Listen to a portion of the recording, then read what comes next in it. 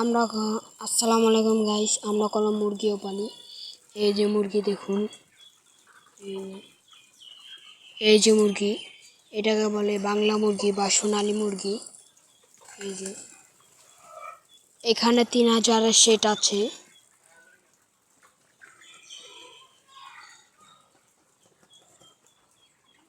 এই যে মুরগি, অনেক সুন্দর এই মুরগি।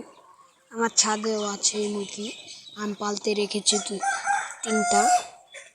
এই যে বাংলা সোনালী মুরগি, এগুলো বেচতে পারছি না, এটি বেচতে পারছি না কারণ ঈদের পরে বাজারটা অনেক খারাপ, তো বেচতে পারছি না।